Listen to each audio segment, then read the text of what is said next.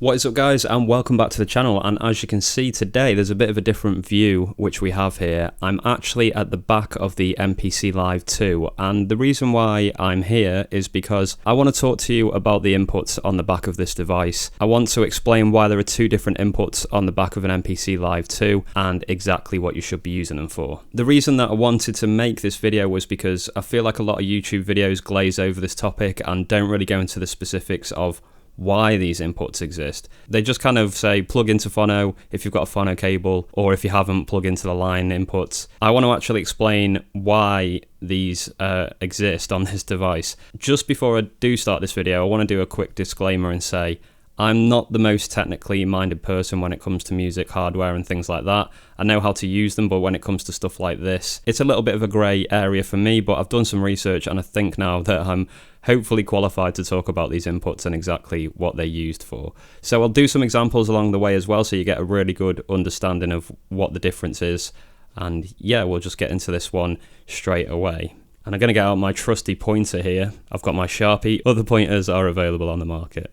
So we're going to talk about this whole area here, which you can see there's quite a few different little things going on, and that's why I think it's worth going over. This is a bit of a technical video, guys. It might not be the most entertaining thing, but I think the information in it is useful and it's going to help you a lot with sampling into this device. So what have we got here? We've got a dial called record volume or rec volume here. That's going to be used for both of these input types, so that's really important.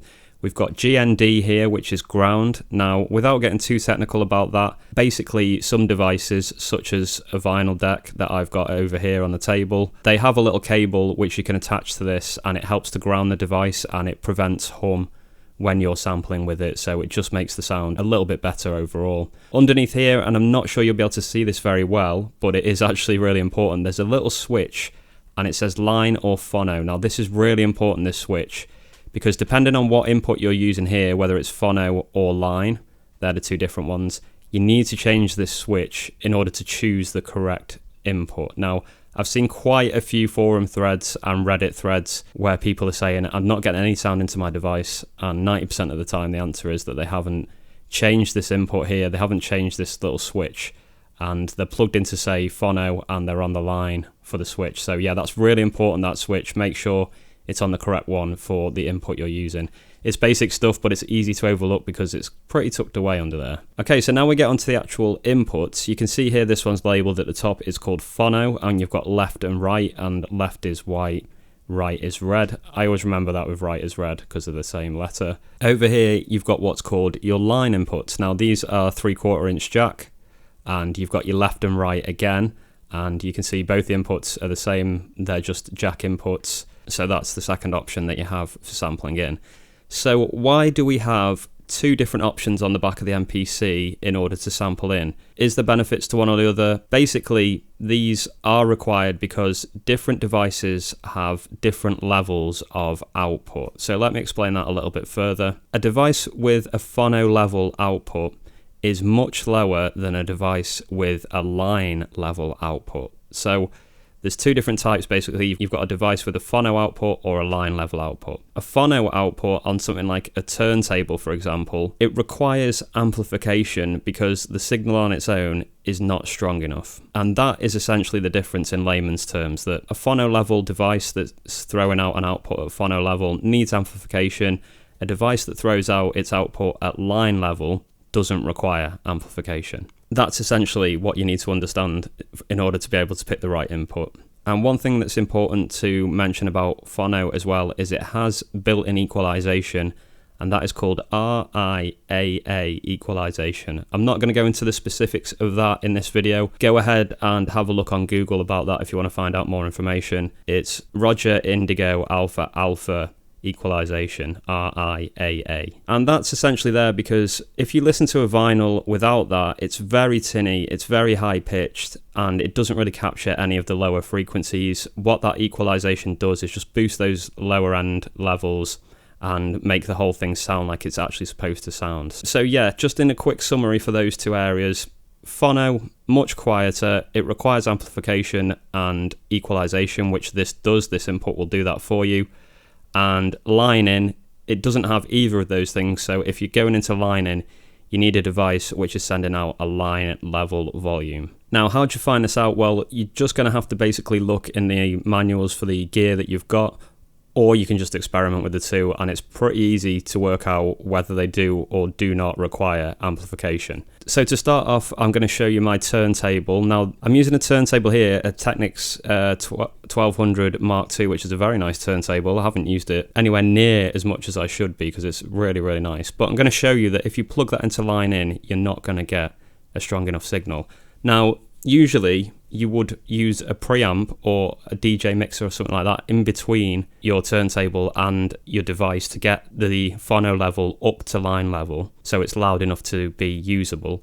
But because of this phono input, you don't actually need a preamp or anything, which is something new which I've actually discovered today. Okay, so we've got the output of my turntable here.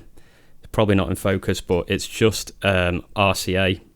So obviously it's intended to go into phono, but just for this example, just so I can show you guys, I'm going to plug these into line in. Red is right, isn't it? I was just saying that before. And as I was mentioning about ground, you can see that this turntable also comes with this little cable, this little kind of fork on the end of it, and that attaches to this ground input. And like I mentioned, that's just to try and cut down on the hum that you get because of the circuitry and everything involved with that device. Okay, so I'm going to get this attached up. You can see there it just slots in and tightens up, and now that's grounded to the MPC Live II. So let's give this a go. I'm going to hit play on the vinyl player and we'll listen to the volume of the level.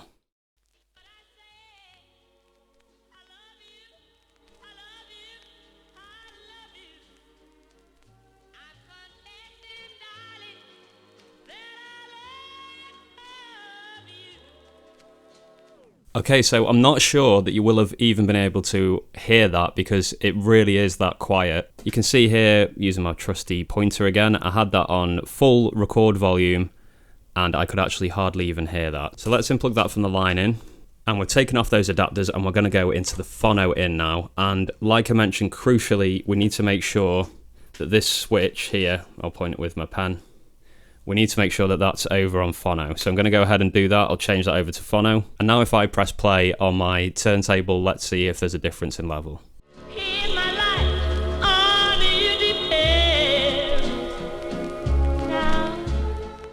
Okay, so very conclusive. You could hear there that we were getting a nice strong signal, and you won't be able to see it on the screen of the MPC obviously, but you could see from the sampler area that I was getting a much stronger signal in there. So like I mentioned, you know, the phono signal from my turntable requires amplification and it requires that EQ. So we've unplugged all that now because what I want to show you is a line level device, and for this example I'm going to use my mobile phone. Now again, this is probably a bit out of focus, but you can see here I'm using my iPhone and I have an adapter which changes the input or the output as well to a 3.5mm jack. Okay, so that's all that's doing, nothing fancy, it's just a adapter. And then at the other end, now this is where you have to be careful, I have RCA outputs again, so it's very tempting to go into phono, but I don't want to do that, and I'll show you why now. So let's go into phono first. I'm going to turn this down a bit because it's going to be really loud and obnoxious, and we've actually got a DBRC one here, so let's play this one.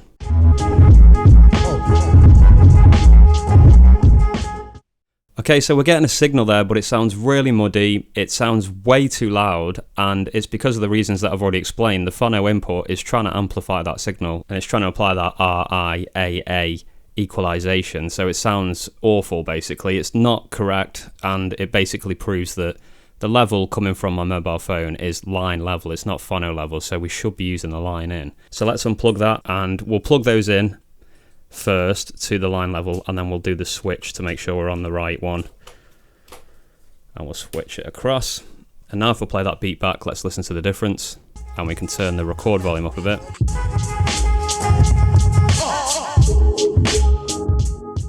Okay, I don't want to play too much because of copyright issues, but you should be able to hear that the difference there is night and day. It sounds much cleaner and it sounds as it's intended to sound, so it's quite clear from that my mobile phone is a line level signal.